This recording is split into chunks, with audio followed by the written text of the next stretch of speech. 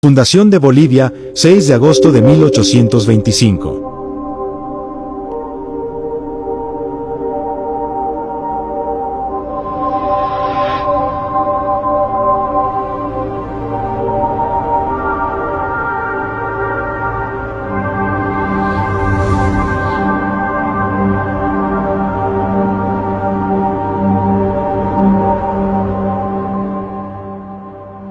General, solo su presencia puede darle a mi pueblo la esperanza de cumplir el sueño anhelado de la libertad.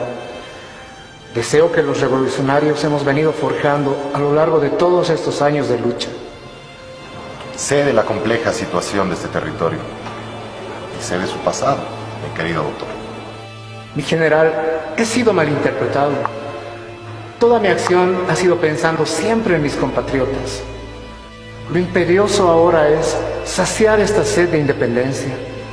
Convocar una asamblea sería lo más oportuno. Es verdad, debo confiar en los que están aquí.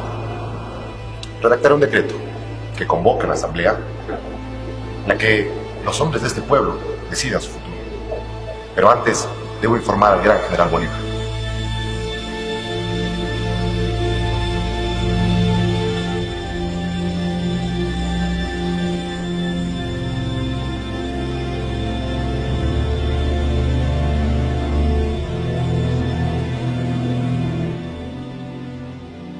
Compatriotas, ha llegado el momento de fundar nuestra patria. Mi general Lanza, bienvenido. Con su llegada dejo la palestra y ruego usted pide el voto a los diputados para decidir el futuro de esta patria.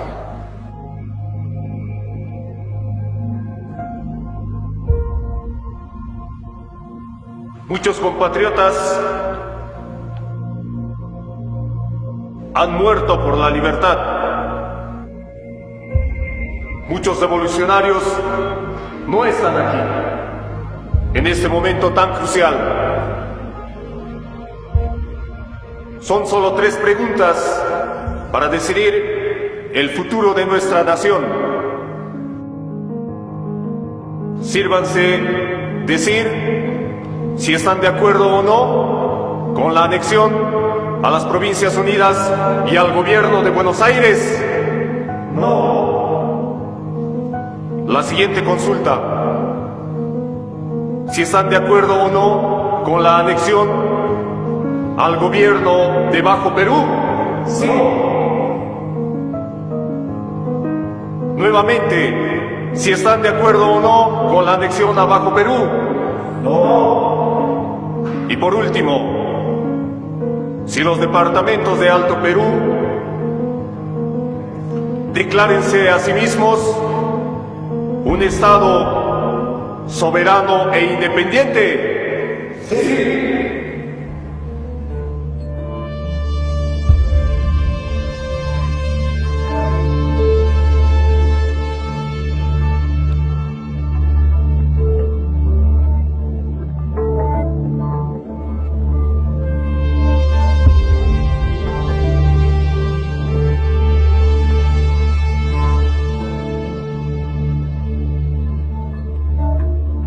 San Martín tiene el límite del antiguo virreinato del Río de la Plata.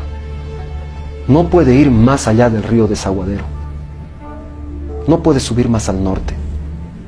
Y Bolívar y el ejército colombiano no pueden seguir más al sur del río Desaguadero.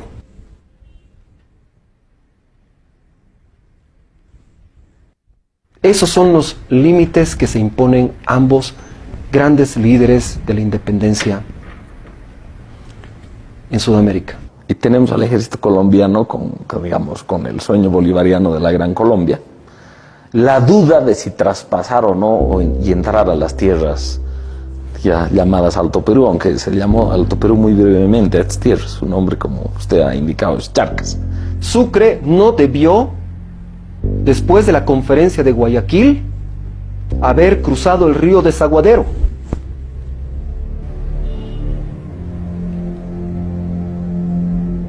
No debió hacerlo. Ese fue el pacto.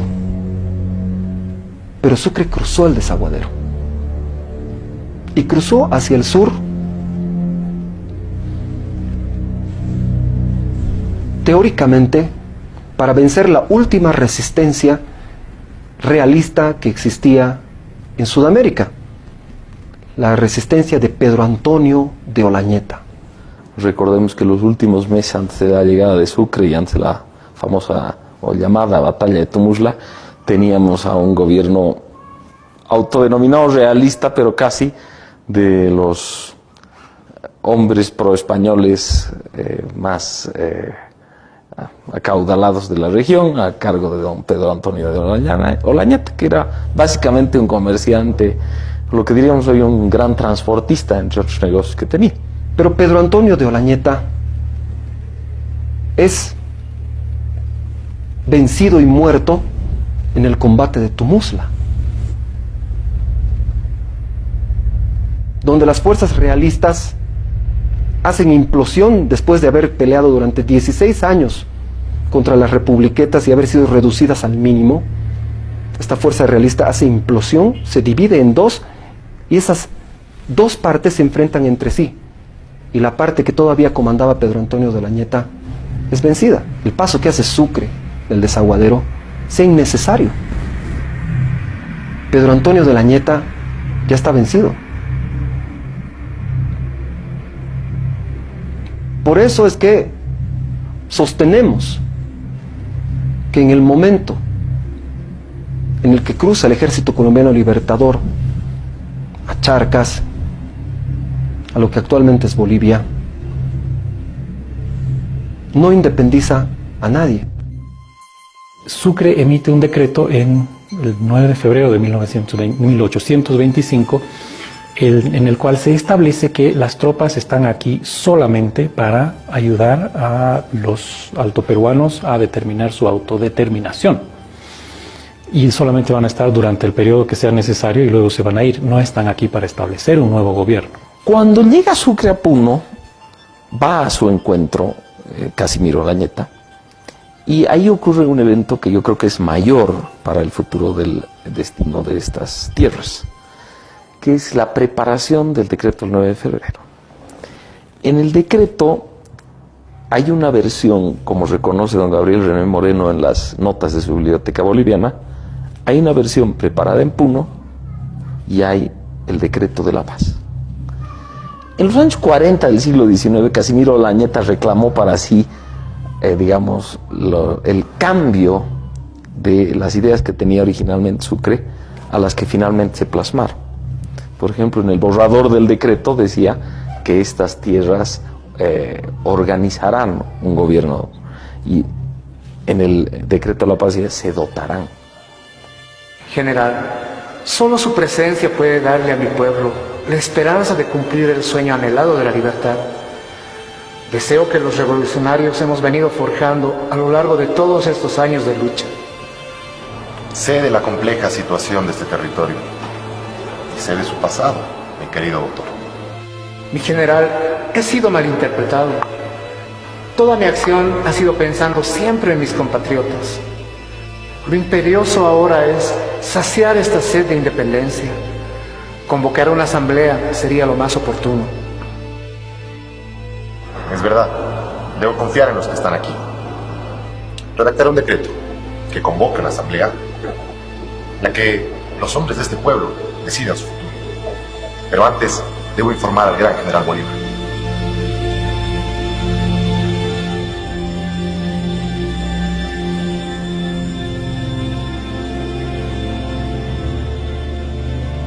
Casimiro Olañeta, algunos dicen, tal vez es el padre, el verdadero padre, el real padre de Bolivia.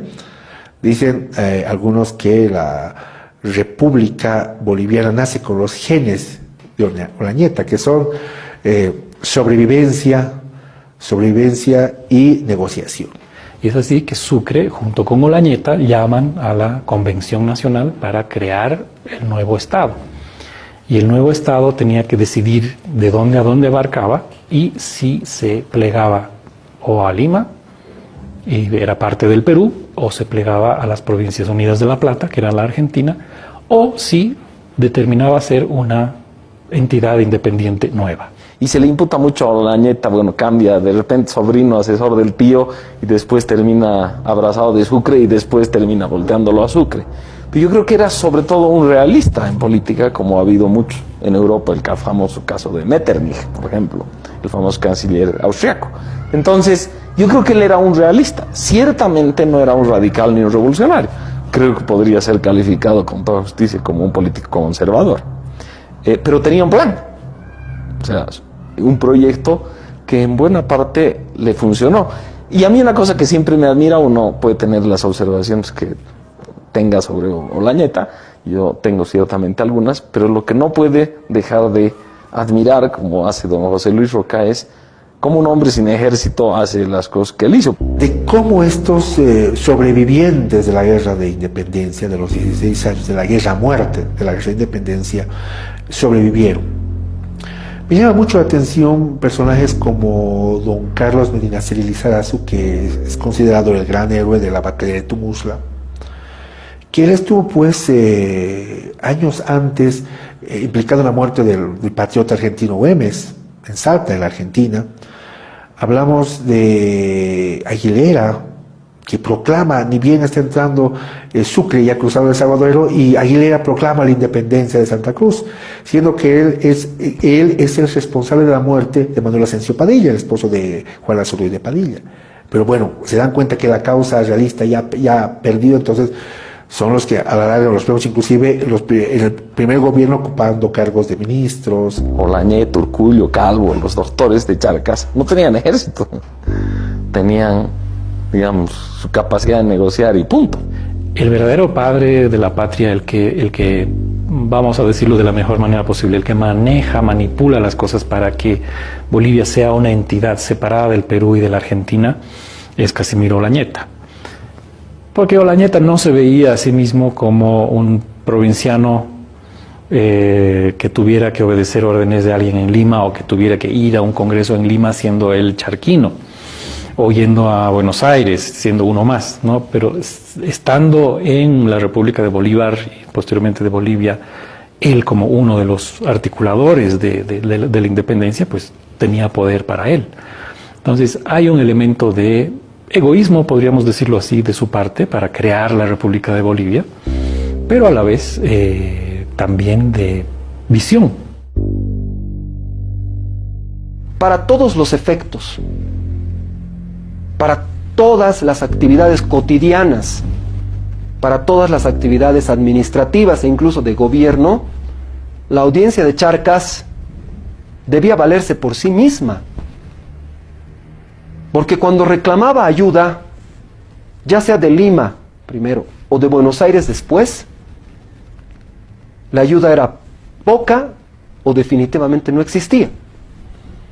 Este territorio debía valerse por sí mismo, y podía hacerlo, porque tenía las fabulosas minas de Potosí. No hubiera existido Bolivia, no fuéramos bolivianos, si no hubiera existido el Cerro de Potosí. Eso es así. El Cerro de Potosí, el no quererse despegar del cerro, del monedero, de ejércitos libertadores, de ejércitos auxiliares, de ejércitos realistas, el no querer dejar el bastión de Potosí es lo que ha hecho que dure esta guerra de casi 16 años. Y es el hecho, es lo que hace que nosotros nazcamos en 1825 como bolivianos. Hay la exigencia del propio Simón Bolívar de que Buenos Aires y Lima autoricen de alguna manera la independencia de Bolivia, cosa que se consigue. Bolívar no quería la creación de ningún país. Bolívar quería una patria grande. O sea, repito, Bolívar se dio cuenta de que para estar a la par con Norteamérica nosotros teníamos que crear un gran país sudamericano. El hombre era un iluminado. Bolívar era un hombre, una visión geopolítica extraordinaria. Sabe usted que no está autorizado para realizar este tipo de decretos, pero entiendo la situación difícil que vive esa región. Escribiré al Congreso de Lima y las Provincias Unidas y puedan dar su venia para el nacimiento de la nueva república. Atentamente, su amigo Simón Bolívar. Sucre está viviendo una realidad que probablemente no puede transmitir del todo bien a Bolívar, y Bolívar le dice: te está saliendo del proyecto. El proyecto era incluso ni entrar a esas tierras por último, pero si no, no podemos crear estados por aquí y por allá. Se realizan las votaciones, efectivamente, los días 5 y 6 de agosto, la opción argentina cuenta con 0 votos, ¿no? 47 o 48 a 0 gana en contra de Argentina. La opción peruana obtiene 2 votos, y la opción boliviana, la opción de llamarse República de Bolívar, de ser independiente, una entidad independiente en Sudamérica, gana por unanimidad. Compatriotas, ha llegado el momento de fundar nuestra patria. Mi general Lanza, bienvenido. Con su llegada dejo la palestra y ruego usted pide el voto a los diputados para decidir el futuro de esta patria.